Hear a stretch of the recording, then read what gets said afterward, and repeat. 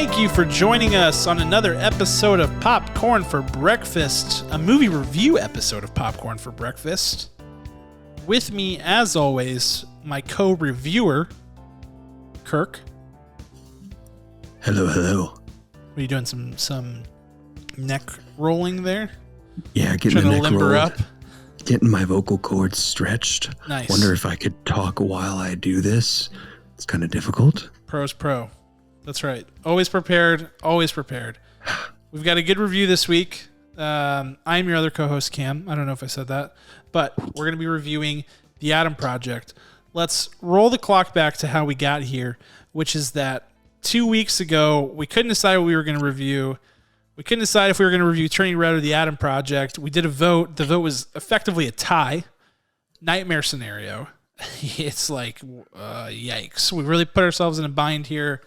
But the great news is that nothing good came out in between then and now. So we get to review both of them. We reviewed Turning Red last week. Highly encourage you to go back and listen to that one. You can listen to it. You can watch it on YouTube, etc. And then we get to review The Adam Project still. So we didn't really have to choose. It was just... It was just show business. That's right. It was smoke and mirrors. Fake but it was drama. not planned at all. That was fun. No, it just worked out that way. So here we are. We're reviewing The Adam Project. The Adam Project is a Netflix film exclusive to Netflix. You can watch it there.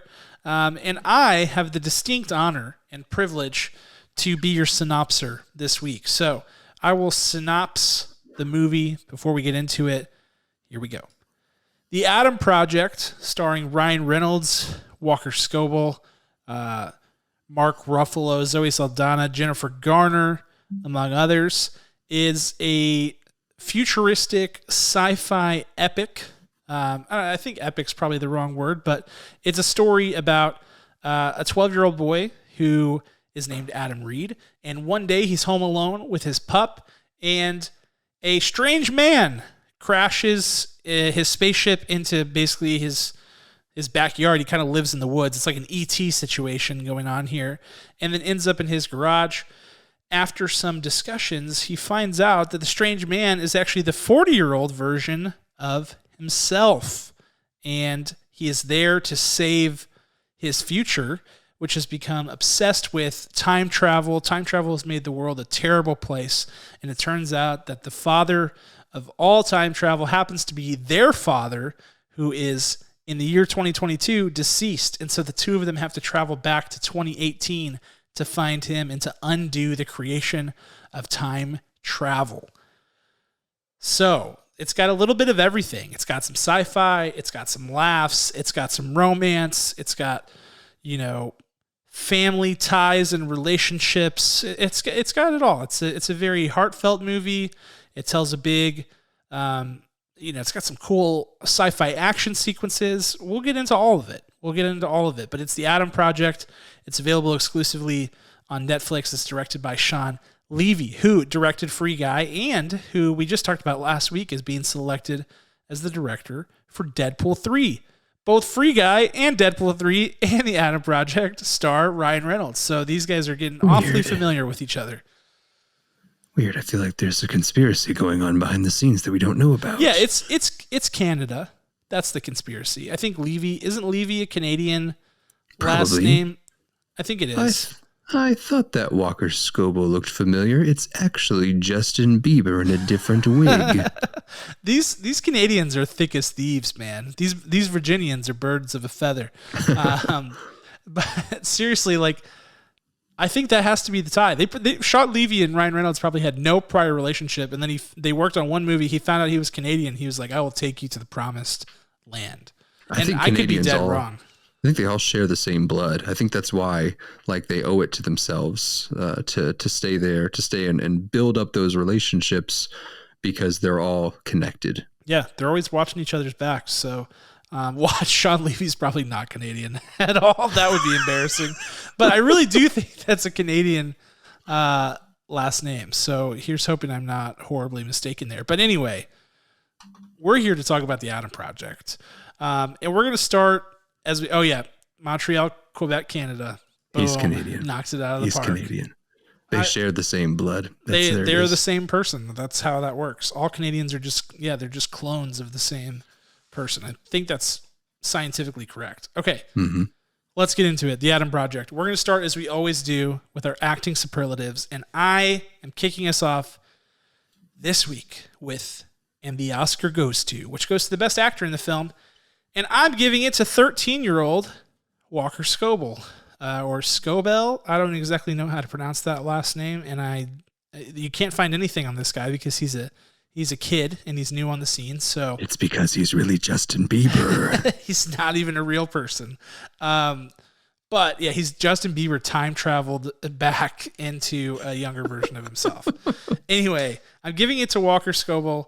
This was his first big feature film performance, and he's playing the younger version of an established actor and established personality, Ryan Reynolds. And while I love Ryan Reynolds and love what he brings to the table, he really brings one thing to the table. He has a very narrow range, at least that he has shown, in what he's able to deliver. He does a great job at it. He has made a career out of it and is able to deliver really good acting performances within that range. So this isn't a knock on his acting skills, but I say that to say that he is a very familiar personality, a very familiar type of performer, which gives Walker Scobell a much harder job because he has to emulate this person.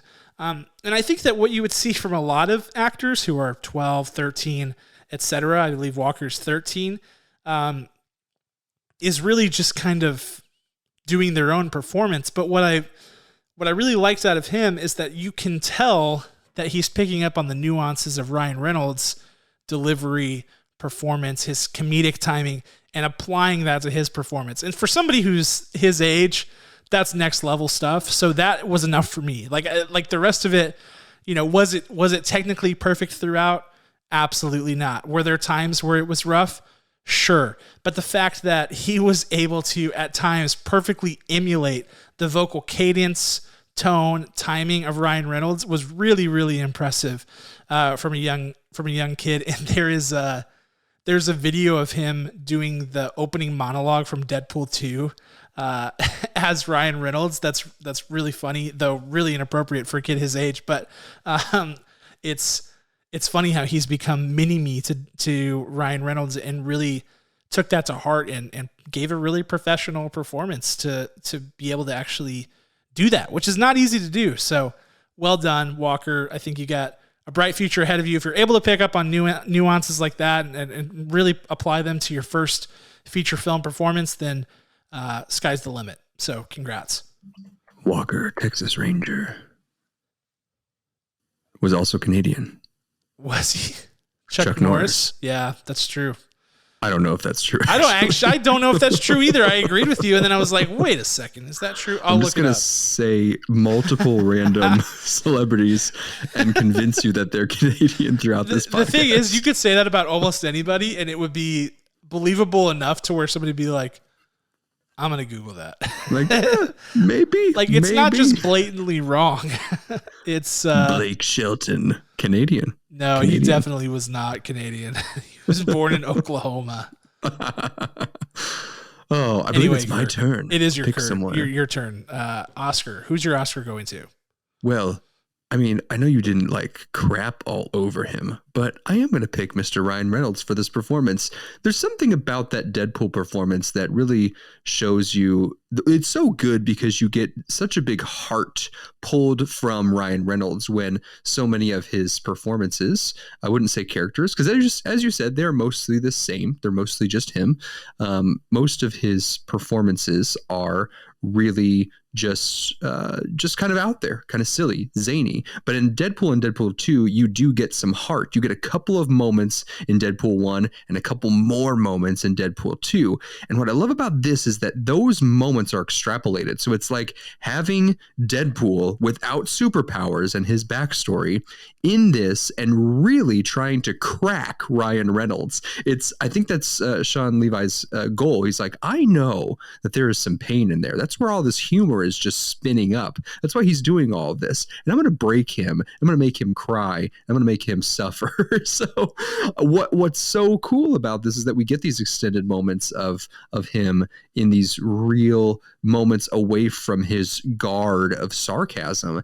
And I think it's so easy for Ryan Reynolds to slip into that because that's what's made him a millionaire. It's what's made him a household name. And I love that we got to see that side of him. And I think that it was effectively used. And I think that Ryan Reynolds responded well to this director. That's why I want to see 8 more movies just like this. I think you could just do this like Police Academy, the Adam Project 1, 2, 3, 4, 5, 6, because you just mess up the timeline more and more, and it just gets more crazy, and you learn more and more about the pain and heartache of Big Adam or Ryan Reynolds. Good pick, Ryan Reynolds. He's we'll get to see more, Kirk. Ryan Reynolds made a joke on Twitter about the Sean Levy, Ryan Reynolds cinematic universe. And he had like a picture of Guy from Free Guy, Adam from the Adam Project, and then Deadpool. So it's like, maybe there will be some sort of multiverse crossover between all these different properties. Only time will tell. All right, let's move on to Scene Stealer and talk about some of the lesser screen time roles or the unsung heroes of the movie. For me, this was like the only no-brainer in the whole thing, and that's Mark Ruffalo. I had to go with Mark Ruffalo for his performance. Doesn't get a ton of screen time, really comes in sort of the second act of the movie.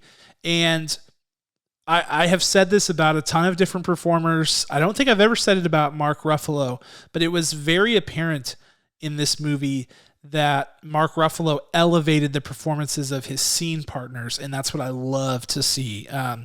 Ideally, you shouldn't notice something like that per se because you want everybody performing at peak the whole time and giving a consistent performance. But Mark Ruffalo's delivery was great throughout, and there was a ton of heart in his performance, and he was able to draw the heart out of both Walker Scobell and Ryan Reynolds and get them to perform better in the film. And also his scenes, which were very limited with Jennifer Garner, were her best scenes in the movie too, because I thought other than those, she gave a pretty forgettable and not so great performance in this movie, if I'm being honest. So I was glad that Mark Ruffalo was there. And frankly, like, I've been critical of some of his acting choices in the past, sometimes with him, and sometimes this is just very subjective. Like, sometimes you hear delivery of a certain person and it may not be technically bad, but for whatever reason, you're just like, that was Mark Ruffalo, and it takes you out of the suspension of disbelief. And he's one of those guys for me where I have a hard time believing him a lot of the time. There are certain roles that are definitely contrary to that, Shutter Island, Spotlight, etc. But there are a lot of times, like in Hulk Ragnarok or Thor Ragnarok a few times, this Hulk, I'm like, oh, Mark Ruffalo there. I'm not getting Bruce Banner, etc. So he is one that I have a hard time with, but in this performance, he was consistently good throughout, which was a great surprise, and I thought he really elevated the movie and elevated his scene partners, which is always great to see. So Mark Ruffalo, well done. Nice performance. Yes, for much of my life, I compared anything of Mark Ruffalo's to his garbage performance in Just Like Heaven, and that terrible movie. It's either way, bad movie. And he was only recently forgiven in my heart. I can't probably from what's that movie, Foxcatcher?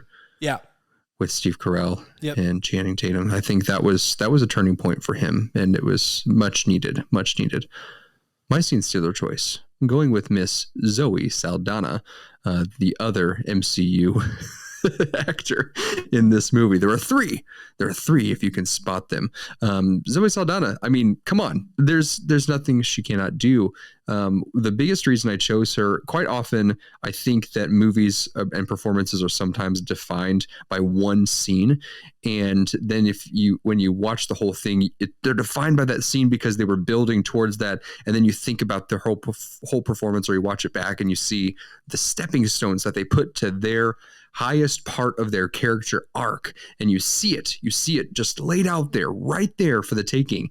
And Zoe Saldana's moment is when she gets blasted by Catherine Keener's character, what's her name, Maya Sorian, and you see just the the fearlessness in her heart and in her eyes specifically, because she knows that her death will not be in vain. She knows that what she's doing is heroic, that no one can move on without that happening. As scary as that might be, as selfless as it must be, that moment, because it's so powerful, the way she just turns and she looks death directly in the eye.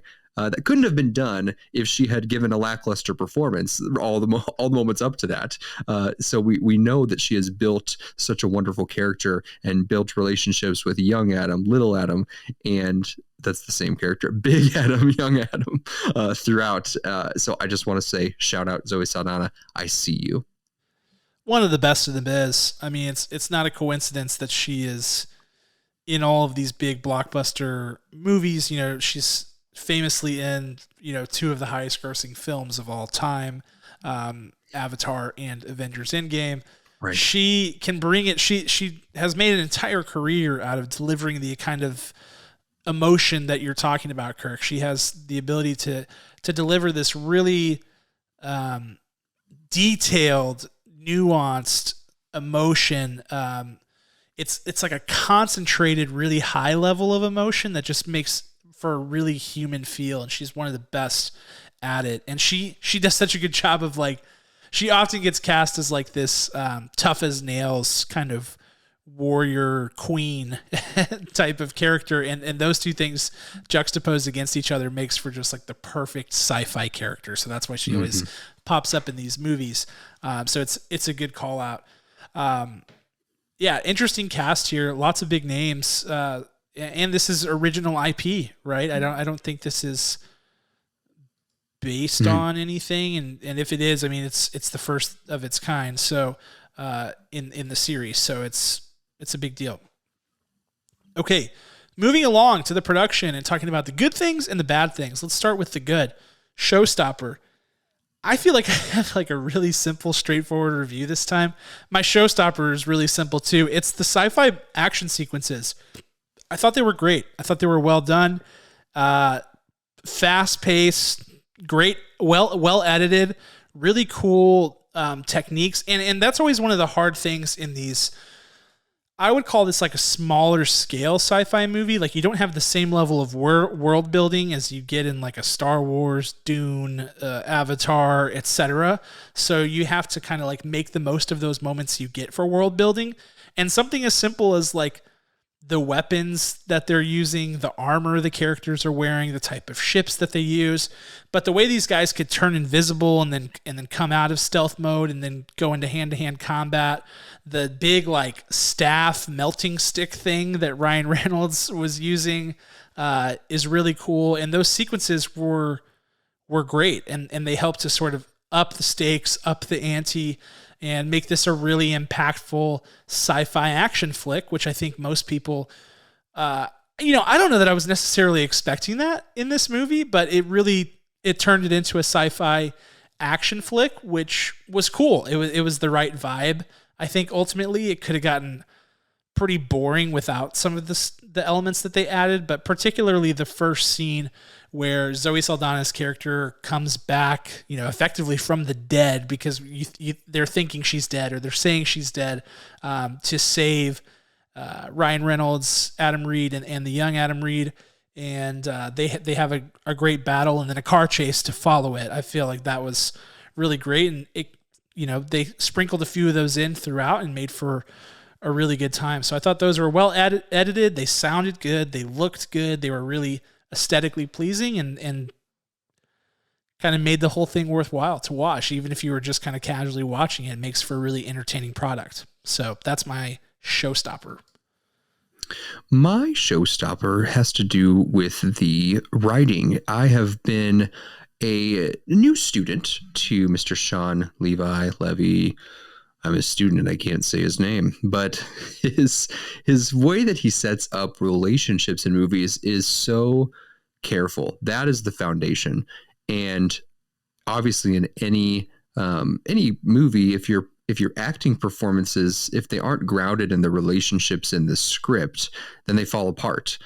Even comedies, because if you don't know who people are to each other, then you can't really enjoy the movie, because that's who we are as people. We connect with other people, we react to other people, we hate the same people, and therefore we are friends. It's all the same. So when you see this, and you see this powerful relationship trauma that these characters get to share because they're the same person, that writing is just so out of this world. And the fact that you put it in a script with time travel, where you're giving yourself your own redemption of, should I mess with it? I kind of like the pain that I feel because it's familiar. What if I get rid of this pain and it's even more painful? I know where I'm at right now. The way that he writes this stuff is so true to real life that it blows my mind. And that being part of today's cinema is so exciting, because it gives us a glimpse into this writer and director's mind, and it gives us a sense of understanding as an audience members and as people of this world. So absolutely, the writing. I look so much forward to seeing more stuff by Sean Levi, whatever it might be. And I can't recommend enough the movie This Is Where I Leave You, that came out several years ago with Jason Bateman and a whole cast of just absolute killers. So story writing, the win. All right. Now let's move over to the other side. Director shoes and some notes we have for our director, Sean Levi, whatever. It's hard. These Canadians, man, they get you, because you think Levi's jeans, right? Yes. But then you've got Eugene Levy, and which, yeah, that's the Levy family, and they go by Levy. And there's Steve Levy, who is on ESPN. He's Canadian, goes by Levy. So I'm like, I'm inclined to go that way, but why is Levi's called Levi's? Is it Levi? It's Y. It's Levy. Wait, sure? Is it? Are we sure? Then you also have the classic, Levy, drove my Chevy to the levee. Well, and I've heard people say Eugene Levy too. Ooh, it is Y. Levy. I was correct. Levi's is? Levy. I don't know the pronunciation, but Levy is his spelling. Sean. No. I know that, but I was talking about Levi's jeans. I think that's an I. Oh, that is an I. I'm so sorry. Yeah. I know how Sean Levy's name is spelled. This week on Popcorn for Breakfast. I'm going Levy, final answer. I'm not even going to check it. I feel confident on this, but we can continue to call him whatever we want. You're going Levy? Levy. That's where I'm going. I'm going to go Levi. That way, one of us is accurate. And no, because it could be Levy, Kirk. It could be Levy, and then we're both screwed. I'll go Levy. I think Levy is probably more accurate, more higher likelihood of being right than Levi. What about Levy? Nope. Mommy. If anybody's seen the Family Feud, there's like a 20-minute Family Feud clip of this woman and this family just continuing to say mommy in different tones. And it's like Nana versus Nana. It's absolutely insane. That's basically what we're doing right now. Yes. Okay, moving on to director's shoes. Let's get into it. Okay, this is where I put my bad cop hat on. I've got some problems. With this movie. I think the biggest problem for me that I honestly felt from beginning to end is timing. And timing and cadence of a lot of things on a couple of different levels. The first level is actual line delivery. I felt like a lot of the jokes a lot of the one-liners didn't land because they were timed wrong. So in the Deadpool movies, I'm comparing it to that because it's Ryan Reynolds and it's the same comedic timing. But even also Free Guy, which is directed by Sean Levy, excellent timing on the one-liners and the jokes to make sure that it matches with Ryan Reynolds' usual timing. In this movie, that felt off. And at times in the scenes with Walker and Ryan Reynolds, where they were scene partners, and a lot of, like, specifically their first kind of go around together, a lot of those jokes weren't landing, and a lot of the times it felt like the timing was just off between those two, and that sort of continued throughout. And in fact, it really impacted the way I saw the Ryan Reynolds performance. But I actually, and I do this most of the time, I actually tend to blame that more on the director than I do the actor, because I feel like the director is not getting the right takes, is not looking for the right things, or asking for the right notes and things like that. So, and that was a consistent theme throughout. And so timing on delivery of lines is one thing. The other thing is timing, cadence. A lot of times we call it pacing of the actual movie, because I felt like a lot of the moments that were supposed to be big and impactful, sort of emotional moments, like Zoe Saldana first coming back and, all the way up until their final moment, like that whole portion was really rushed. Like the amount of actual time, like run time that happens between Zoe Saldana is introduced to we say goodbye to Zoe Saldana is like tiny. And so it makes it hard to get emotionally connected to that. Zoe Saldana does a great job. I did feel like the dynamic between her and Ryan Reynolds was off a little bit too, in terms of them delivering lines delivering lines to each other and then also building a relationship. But part of that is also just they had limited screen time. So it was really crammed and condensed, and it made what was supposed to be really like one of the biggest, most impactful relationships in the whole movie, and sort of the driving force behind what Ryan Reynolds' character is doing. It made that really kind of fall flat. And you don't get your first like really good moment with them until the very end of the movie, where you get this really beautiful moment with them, but it felt like too little too late. So there was a lot of that where I felt like the moments with the dad that should have been more drawn out, more dialogue heavy, more character dev time were kind of rushed through. And so some of those relationships were kind of thrown off. And I felt like there were a lot of good actors in this movie who gave substellar performances just because they weren't getting the right takes, they weren't getting the right notes, and they could have turned in a better performance if they had just like gotten a few more takes, had gone in the right direction. But the timing, the cadence of the dialogue, the pacing of the movie, something just felt off sort of the whole way for me, and it was all related to that timing and cadence factor. So that is my director's shoes. Yeah. Timing is everything, especially in a movie about time. Well played, Kirk. Well played. I've got three things that really, grinded my gears in this film. I think the villain was just not the right casted villain. I think Catherine Keener has shown us some great performances in her career, and I still think there will be future fantastic performances. I think that the twist on seeing her younger self, like digitally retouched, was fantastic. I thought that was great technology, and that she played both characters very separately, but her character for the future was just a mess. It was like, I don't know, like a disheveled online shopper who was like trying to leave a bad review on the structure of time. I don't know, like it was just weird. Like there wasn't really much there than just annoyed. And I just feel like believing that she was diabolical enough to steal the plans of time travel and then destroy the Earth in the making, and then just to keep on going with it. I didn't really get that. So there's a big villain problem in this movie, unfortunately.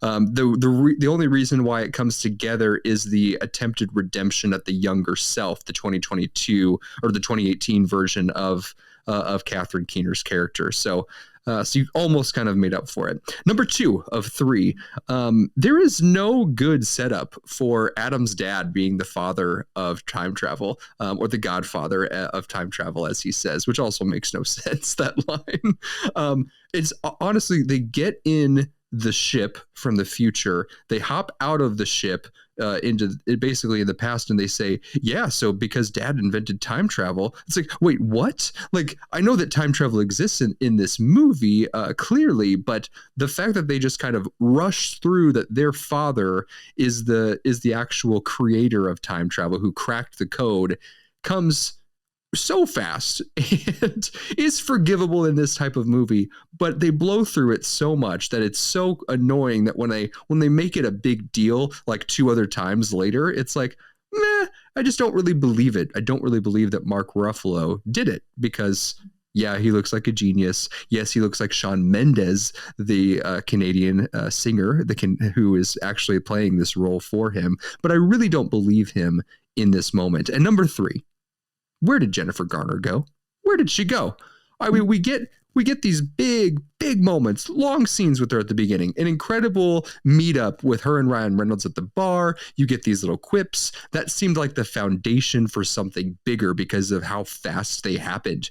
No, we get no more of her. She meets Mark Ruffalo again later with tiny Adam, but that's it. We get no resolve. Her character falls off the face of the planet, and it's heartbreaking because this is one of Jennifer Garner's better roles. She took on some weird, very strange roles in the past couple of years, albeit she was also going through a lot in her personal life. How dare you, Ben Affleck? But I wanted to see her character come to full fruition and see just more of what happened as the mother, because she was so prominent in the first quarter of this movie. So that's my director's shoes. Yeah. Jackie also, when I watched it with my wife, and she also had complaints about the dad being the godfather of time and how they time travel and how they set that up. There is a moment in the beginning when they're talking, when Adam and Adam are talking, where there's like a blink and you miss it moment where he says something about him being responsible for the creation of time travel, but it's like very implicit, you know, like it's not explicitly stated. And they tell some sort of like weird joke about how he's like the Adam Project named after his son. And he's like, oh, the project was actually his son. Like Ryan Reynolds says that because he like kind of hates his dad. It's like very small. And then that's all you get until they meet him. And you're like, what? This doesn't even make... Yeah, I agree. It's the reveal was poorly executed. It is poorly executed. And like, if it's a major plot point and there needs to be reason behind it, you can't just like toss it in a couple of times and then like have a reveal. It's really weird. Honestly, I would have rather have just existed. Yeah. And he was like a gatekeeper to it. That would have been better. Right. Yeah, it was weird. It was clunky. All right, let's get into final thoughts and scores for this movie. Like I said, simple review for me. I think simple final thoughts, which is that this is a perfectly mediocre movie. I don't think we have anything really special here. I think the story has some issues, but it also has a lot of heart. You know, there's some real connection points and learnings and messages there that are good. I was really disappointed with the acting performances in this movie pretty much throughout from a lot of people who I really like. I thought most of them were underwhelming. I share Kirk's thought on the villain problem. I thought, like I said, I thought the cadence and timing and pacing was sort of all over the place and ultimately just kind of left me, you know, I watched the whole thing, but I wasn't at any point like, ooh, what's going to happen next? Or, you know, there were only a couple times where I was like, oh, that's cool, or that's creative. Otherwise, it was just kind of like a very underwhelming time travel sci-fi movie with some cool elements, but nothing really memorable about it from my perspective. So I'm giving it a score that reflects that, which is a very middling score of 5.3 out of 10. That's where I stand on the Adam Project. Very nice. You're up. Very nice. This one's going to surprise you. It surprises me. I feel like I'm on a talk show radio in the 80s. Like after hours? That's right. Hey guys, welcome to the review. I'm going to give you my score. And now I'm just Will Arnett. I want to tell you that this was difficult for me to say because at first I wanted to make sure that I rated this intentionally higher than Turning Red, not to just like edge out Cameron with his guess and my guess, like we talked about at the top, but ultimately because I really, for whatever reason, I enjoyed this slightly better than I enjoyed Turning Red that we reviewed last week. And I know that shouldn't be the standard, and maybe we'll do a little game later on in our show, not this episode, but called Retcon or some other name where we go back and we blast away our scores and we give you new ones. But I wanted to make sure that in this moment of time that you all know that I like this movie slightly better than Turning Red. That's just where my heart is saying. And so I have to be true and authentic to that.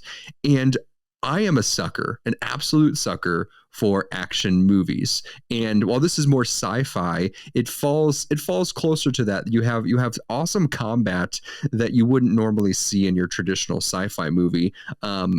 Because it's more hand to hand. You get these two, there's not like all blasters. There's some, but you see them like just go like just fist into faces. And I mean, just some incredible drops on this stage of the Adam Project. I shall not delay you anymore. I must tell you that my score is 7.8 out of 10 kernels. I feel like this is rewatchable. I feel like it's just fun. And I feel like the pitfalls of this movie that were called out in the director's shoes, every single one of them valid, can be tossed aside only because it's a really pretty movie to watch. It's just funny enough. And it's got such a powerful heart punch, like 4 to 5 times that'll suck you in and you'll want to re-feel those moments again. So 7.8 out of 10 kernels. Nice. Yeah, can I just say, and this is not to be a martyr here, but reviewing movies is hard. It's really hard. I don't think people there's so many people out there who review films, and there are podcasts just like this, and there are obviously people who get paid big bucks to review these for large publications. And I think all of them will tell you it's the same thing, that it's really hard. And while everyone has an opinion on movies, reviewing movie after movie after movie after movie is a really difficult thing. And the reason is because they're all so different. It's not like, you watch somebody review fast food and they go eat a cheeseburger and then another cheeseburger and then another cheeseburger. They're all cheeseburgers. There really isn't that much of a difference between the world's worst cheeseburger and the world's best cheeseburger.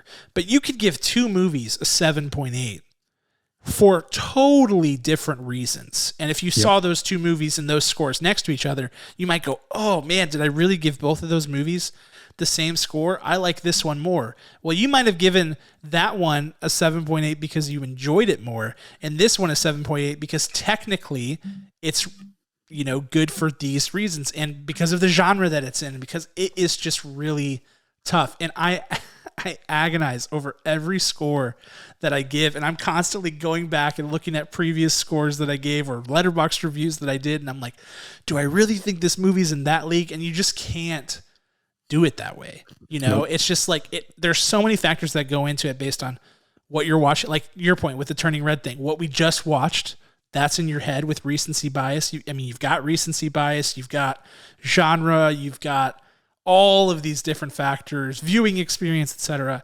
It's tough, man. It's tough. And so there will probably be a time 2 years from now where I look back and go 5.3, what? I gave this a 6 point whatever. So it's just tricky. It's tricky. It's always tricky, and we'll never get it right. And I think that's part of the human experience, which is why we keep doing this, because we want to really dive into the psyche of our minds and yours. And if you play this backwards, you'll get a hidden message that tells you exactly what to do for us. It's nuts. I think about it all the time. I'm constantly anytime I give something a score in the 9s, I'm like, oh gosh, what else have I given 9s to? 9s, you can't go much higher than, whatever.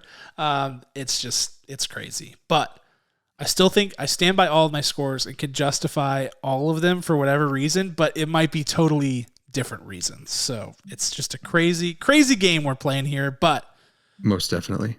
Good movie, fun to review. Definitely one that makes you want to stick around to the end either way. It's on Netflix, so if for some reason you just don't care about spoilers and you happen to listen to this without watching the movie, go do that and form your own opinion on it. That's what makes this experiment fun.